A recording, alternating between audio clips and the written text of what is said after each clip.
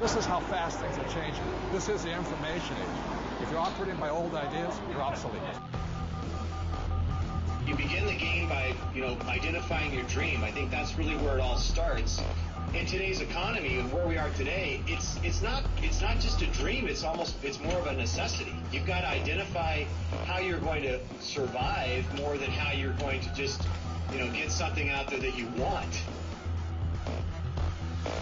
Here I am in New York City, financial capital of the world, surrounded by millions of people, most of whom will spend their entire lives working hard for money, but will have very little to show for it at the end of their life. How many people are pissed off? I hate being told what to do. You have to fail fast. No one can steal my dream. You can count on the government destroying the dollar. All currencies have eventually gone to zero. You cannot save your way to retirement. If it's too complex for us, what do we have to do with our money? We have to give it to them. It was pure hopelessness. It was just 100% survival. Somebody's buying it. The public isn't buying it yet, but somebody is. How bad do you want it? That's the question. It's time to acquire. An unfair advantage. What is an unfair advantage? What you're about to learn may just change your life. It's showtime, baby. Let's hit it.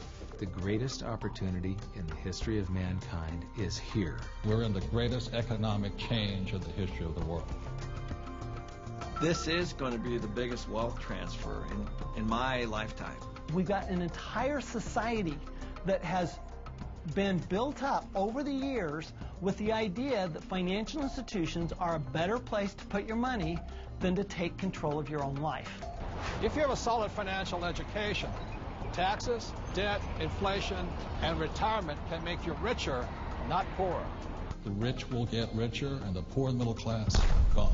I was around my brother who was a part of a gang, who ran a gang, and that's a lot like running a business. Most people run from problems, and the truth is that's where the opportunities are. This really is a perfect financial storm. So I am optimistic about the future. It's going to crash. The next big economic boom will not be from the internet or China or India, but will be from empowering women. A big part of success is failing so many times that you learn and learn and learn your lessons. Robert says all the time that if you're not being successful, it's because you're not making enough mistakes. People think that cash is like a safe place to be, a place to park your purchasing power. And I think cash is the worst investment that you can have. And if you follow an economist, you're in trouble. Okay, you want to have barely enough income to survive if you're lucky. Go do 401ks, go do mutual funds, be my guest. This is the best time to talk about this because people have had a shift of context with this economy. To change your financial life often involves changing your mindset. It really is where it starts, is the attitude, it's the mindset, it's the decision that you're going to, take responsibility for your own financial life. Knowledge is money. Show business. When you think about show business, you always think about the show, right? Cameras and movie stars and makeup and glamour.